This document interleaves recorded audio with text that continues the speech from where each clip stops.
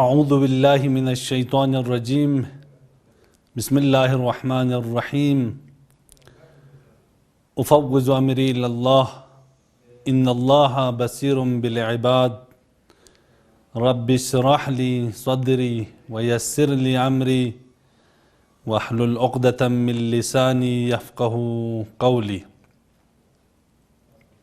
سامعین گرامی قدر، السلام علیکم ورحمۃ اللہ وبرکاتہ۔ خدا متعال نے ماہ مبارک رمضان میں ہمیں یہ توفیق دی کہ قرآن کے سوروں میں سے ایک سورے کو انتخاب کر کے اس کی مختصر سی تفسیر کو آپ ناظرین کی خدمت میں بیان کیا جائے۔ جیسے کہ امیر المومنین نہج البلاغہ میں ارشاد فرماتے ہیں، تعلم القرآن، قرآن کی تعلیم حاصل کیا کرو۔ تعلم القرآن، قرآن کو یاد کرو، قرآن کو پڑھو۔ فَإِنَّهُ، پس یہ قرآن، احسن الحدیث، بہترین سخن ہے۔ دنیا کے اندر اگر یہ دیکھا جائے کہ کون سی سخن بہتر ہے تو امیر سخن فرماتے ہیں احسن الحدیث قرآن کریم میں۔ وَتَفَقَّهُ فِيهِ، اس پہ تفقہ کرو۔ فَإِنَّهُ رَبِيعُ الْقُلُوبِ، اس لیے کہ وہ بہار قلوب ہے۔ جس طرح ماہ مبارک رمضان بہار قرآن ہے، قرآن بہار قلوب ہے۔ تو اگر ایک شاداب قلب اپنے سینے میں رکھنا چاہتے ہیں، اپنے جسم میں رکھنا چاہتے ہیں تو قرآن کی تلاوت کریں، قرآن کو پڑھیں، اس لیے کہ احسن الحدیث ہے۔ تو اس چیز کو مد نظر رکھتے ہوئے ہم نے سورہ مبارک حجرات کو انتخاب کیا، جس کے ہم نے اجمالی تعارف کل ہم نے بیان کیا کل کی نشست میں ہم نے سورہ مبارک کے حجرات کا مختصر سا تعارف کیا، اور آج کی نشست میں سورہ مبارک حجرات کی ابتدائی آیت کی تفسیر کو آپ ناظرین کی خدمت میں بیان کرتے ہیں۔ بسم اللہ الرحمن الرحیم، شروع اللہ کے نام سے جو نہایت مہربان اور رحم کرنے والا ہے۔ یا ایہا الذین آمنوا، اے صاحبان ایمان، اے اہل ایمان، اے ایمان لانے والو، لا تقدموا، آگے نہ بڑھو، لا تقدموا بین یدی اللہ ورسولہ، اللہ اور اس کے رسول سے آگے نہ بڑھیں، اللہ اور اس کے رسول سے آگے نہ بڑھو۔ واتقوا اللہ، تقوی الہی پیشہ کرو، تقوی الہی اختیار کرو۔ ان اللہ، بے شک اللہ، سمیع علیم ہے، سننے والا اور جاننے والا ہے۔ سب سے پہلی سخن اس سورے کے اندر، اس آیے شریفے کے اندر، وہ یہ ہے کہ خدا متعال نے اس آیے کے اندر مخاطب کو شخصیت عنایت کی ہے، شخصیت دی ہے۔ جب مخاطب کو خدا نے صدا دی ہے، پکارا ہے، تو اسے ارزش دی ہے، قیمت دی ہے۔ یا ایہا الذین آمنوا، اے صاحبان ایمان، اے اہل ایمان، یا ایہا الذین آمنوا لا تقدموا، آگے نہ بڑھو، بین یدی اللہ ورسولہ، اللہ اور اس کے رسول سے آگے نہ بڑھیں۔ خدا متعال مومنین اور مسلمانوں کو اس طرح سے تربیت دینا چاہتے ہیں کہ وہ اللہ اور رسول سے آگے کسی بھی کام میں آگے نہ بڑھیں۔ جس طرح خدا کے فرشتے کسی بھی کام میں اللہ سے سبقت نہیں لیتے، خدا یہ چاہتا ہے کہ مومنین بھی خدا اور پیغمبر سے کسی بھی امر میں، کسی بھی کام میں سبقت نہ لیں۔ جیسے کہ فرشتوں کے بارے میں خدا متعال فرماتے ہیں، لا یسبقونہ بالقول، سبقت نہیں لیتے قول میں، ہم قول میں، ہم عمل میں سبقت نہیں لیتے قول میں۔ وَهُمْ بِأَمْرِهِ يَعْمَلُونَ، اور جس امر کا امر کیا گیا ہو اسے انجام دیتے ہیں، یعنی ایک قدم بھی آگے نہیں بڑھاتے ہیں اور ایک قدم بھی پیچھے نہیں رہتے ہیں۔ فرشتے ایسے ہیں، خدا چاہتا ہے مومنین بھی ایسے ہوں، ایک قدم خدا سے آگے نہ بڑھیں، ایک قدم رسول سے آگے نہ بڑھیں، بلکہ ہمراہ رسول، ہمراہ اللہ حرکت کریں۔ اگر رسول خدا سے آگے بڑھا جائے، اور اس آیے شریفہ کے اندر خدا متعال نے لا تقدموا بین یدی اللہ ورسولہ خاص مورد کو اشارہ نہیں کیا ہے، عام رکھا ہے، کہا ہے کہ لا تقدموا، کسی بھی امر میں، چاہے وہ امر عقیدتی ہو، چاہے وہ امر اجتماعی ہو، چاہے وہ امر سیاسی ہو، اقتصادی ہو، گفتار میں ہو، کردار میں ہو، تمام امور میں آپ رسول سے مقدم نہ ہو جائے، اللہ سے مقدم نہ ہو جائے۔ کسی بھی امر میں لا تقدمو، لا تقدمو فلان امر میں نہیں کہا ہے، بلکہ عام کہا ہے کہ کسی بھی امر میں چاہے کوئی بھی کام ہو تو آپ کو خدا اور اس کے رسول سے آگے نہیں بڑھنا ہے۔ خدا اور رسول سے آگے بڑھنے کے کچھ منفی نتائج ہیں، منفی اثرات ہیں، رہبر اسلامی پر تقدم کے کچھ منفی اثرات ہیں۔ ان میں سے سب سے پہلا اثر یہ ہے کہ نظام کی مدیریت میں خلل کا واقع ہو جانا، خلل واقع ہو سکتا ہے، نظام کی مدیریت میں خلل واقع ہو جانا، یعنی رہبر، قائد جو ہماری قیادت کر رہا ہے، اگر ہم اس کی اتباع نہ کریں، اس کی پیروی نہ کریں، بعض امور میں اس سے آگے بڑھیں، بعض امور میں اس سے پیچھے رہے، تو نظام کے اندر خلل واقع ہو سکتا ہے۔ اس لیے کہ دنیا کے اندر ایک سسٹم ہے، اسی طرح اسلام کے اندر جس طرح دنیا کے اندر دنیا کو ایک سسٹم کے ذریعے، ایک نظام کے ذریعے چلایا جاتا ہے، اسی طرح اسلام کا بھی ایک نظام ہے۔ اس نظام میں سے ایک مادہ یہ ہے کہ آپ اللہ اور اس کے رسول سے آگے نہ بڑھیں، رسول اسلام سے آگے نہ بڑھیں، چاہے وہ سخن میں ہو، چاہے وہ کردار کے اندر ہو، چاہے وہ سیاست کے اندر ہو، چاہے وہ اقتصادی امور کے اندر ہو، کسی بھی امر میں ہم کو ایک قدم بھی پیغمبر اسلام سے آگے نہیں رکھنا ہے۔ اگر کوئی شخص پیغمبر سے آگے بڑھے یا اپنے آپ کو پیغمبر سے پیچھے رکھیں تو خلل واقع ہو سکتا ہے۔ اب جس مقصد کی طرح حرکت کر رہے ہیں، جس نظام کو پیادہ کرنا چاہتے ہیں، زمین کے اندر اجرا کرنا چاہتے ہیں، اس میں خلل واقع ہو سکتا ہے۔ رہبر اسلامی پر تقدم کا دوسرا جو منفی اثر جو دکھنے کو ملے گا وہ جامعے کے اندر، معاشرے کے اندر، سماج کے اندر ہرج و مرج، جنگل جیسا بن جائے گا معاشرہ۔ جس طرح جنگل کے اندر کوئی قانون نہیں ہے، کوئی جو دل چاہے وہ کر سکتا ہے، اگر رہبر اسلامی یا کسی بھی ملک کے قانون یا رہبر یا وزیر اعظم یا ان کی مجلس سے جو وہاں پہ قوانین بنتے ہیں، اگر ان قوانین کو عملی جامعہ معاشرے کے اندر نہ پہنایا جائے، لوگ اس پہ عمل درآمد نہ ہو، تو معاشرے کے اندر ہرج و مرج واقع ہو سکتا ہے۔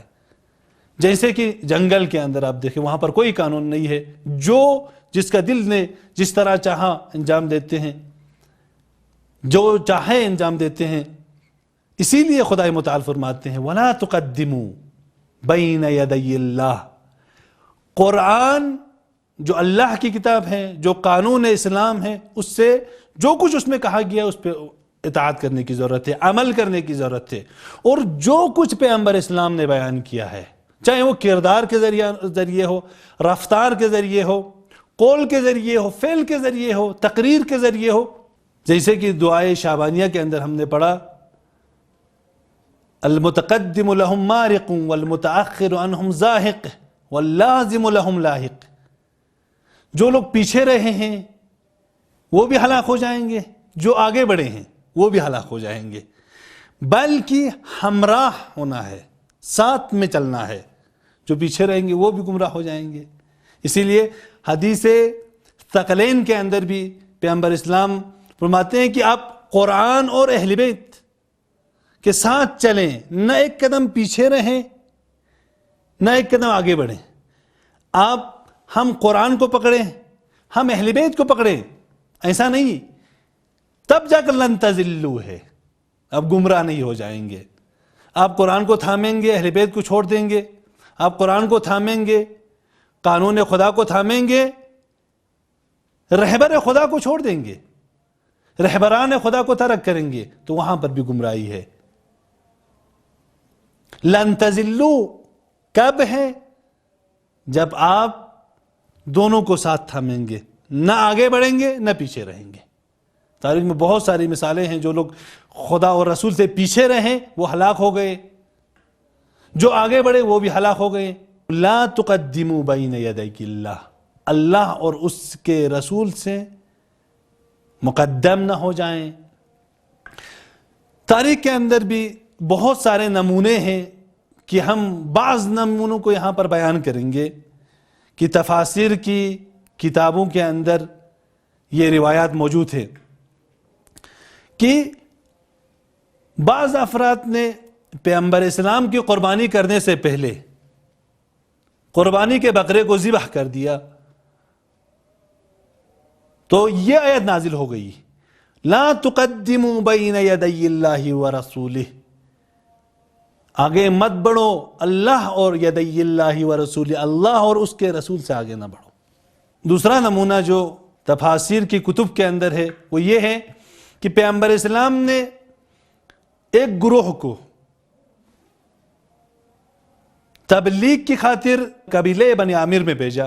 جب یہ لوگ چلے گئے اس قبیلے کے اندر، تو اس قبیلے میں کفار نے پیغمبر اسلام کے سفراء کا قتل کیا، سفیروں کو قتل کیا۔ کچھ لوگ، زیادہ لوگ تھے، تقریباً 4-5 لوگ تھے، یہ لوگ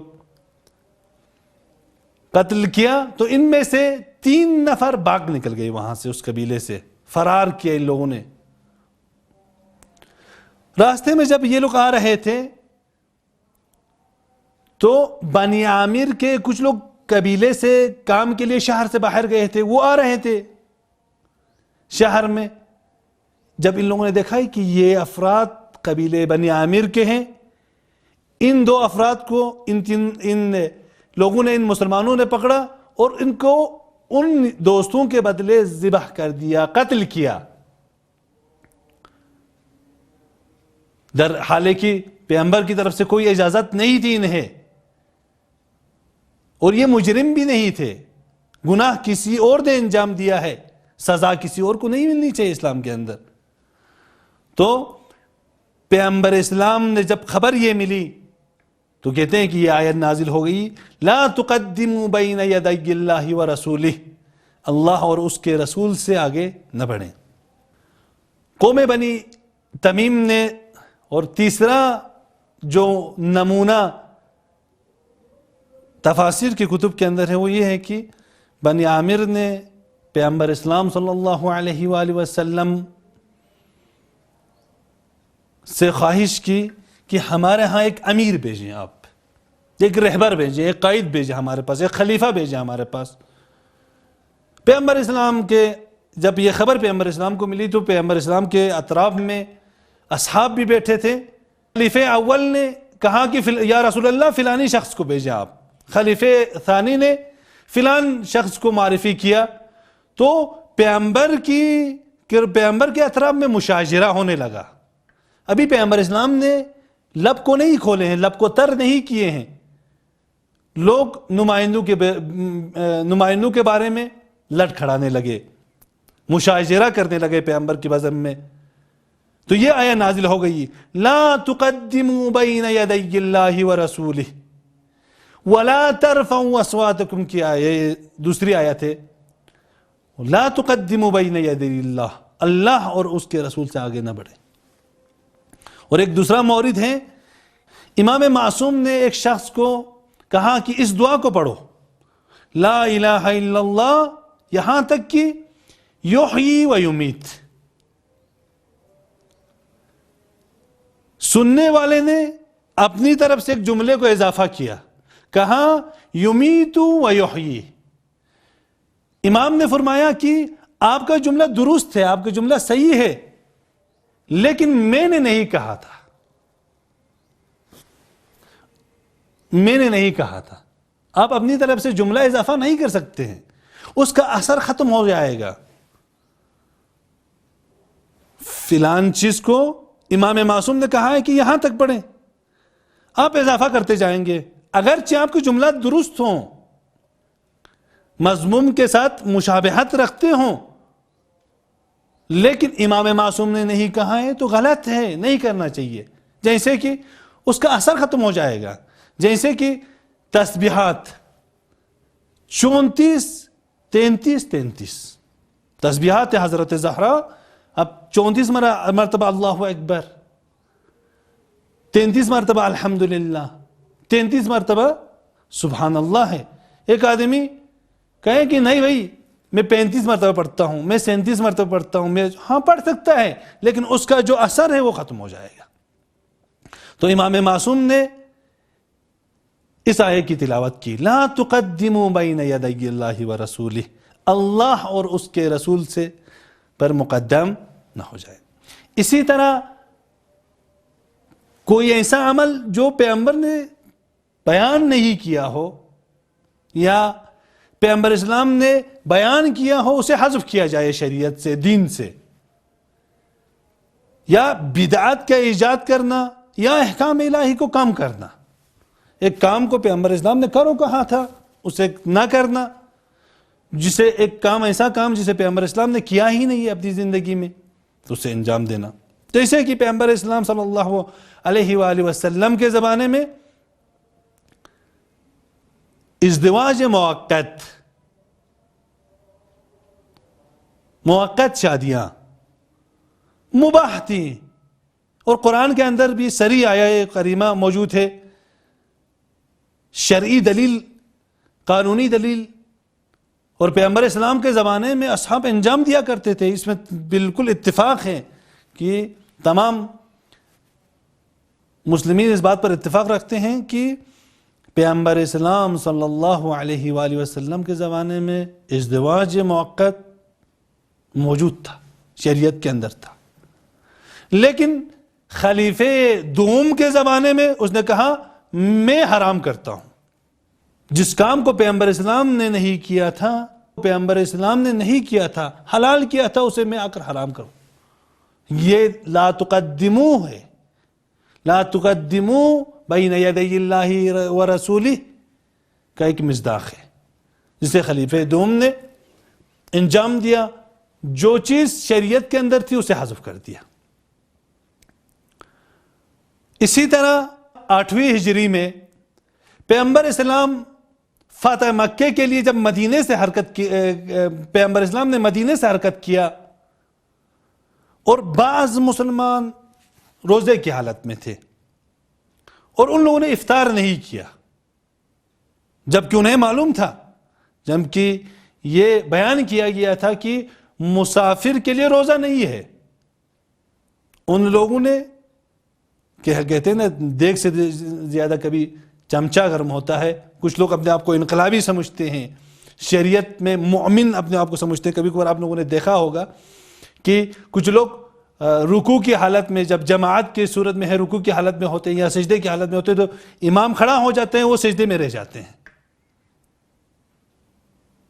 یہ درست نہیں ہے، یہ چیزیں امام کے ساتھ اٹھنا ہے۔ اسی طرح یہ لوگ، ان لوگوں نے افطار نہیں کیا، پیغمبر اسلام نے افطار کیا تھا، تو ان لوگوں نے پیشی کی، مقدم ہو گئے اللہ سے، اللہ اور اس کے رسول سے۔ خدا نے کہا تھا، پیغمبر نے کہا تھا کہ مسافر کے لیے روزہ نہیں ہے، پیغمبر نے روزہ کھول دیا ہے، لیکن بعض مسلمانوں نے روزہ نہیں کھول دیا تھا۔ اسی طرح اس طرح کی بہت ساری چیزیں ہمارے معاشرے میں بھی پائی جاتی ہے۔ وہ یہ کہ بعض افراد جب انہیں غسل جنابت ہوتا ہے، پانی نہ ملنے کی صورت میں وہ نماز کے لیے اور روزے کے لیے ہوں۔ اکثر طور پر نماز کے لیے نماز کو نہیں پڑھتے ہیں، نماز کو قضا کرتے ہیں۔ جب ان سے علت پوچھی جاتی ہے، بھائی آپ نے تیمم کیوں نہیں کیا، تیمم کر کے نماز ادا کرتے، تو یوں کہتے ہیں کہ تیمم سے ہمیں اطمینان قلب حاصل نہیں ہوتا ہے، جس سے تو بہتر ہے کہ میں تیمم نہ کروں، نماز نہ پڑھوں۔ تیمم سے نماز پڑھنے سے بہتر یہ ہے کہ میں نماز کو ہی نہیں پڑھوں۔ تو یہ درست نہیں ہے، صحیح نہیں ہے۔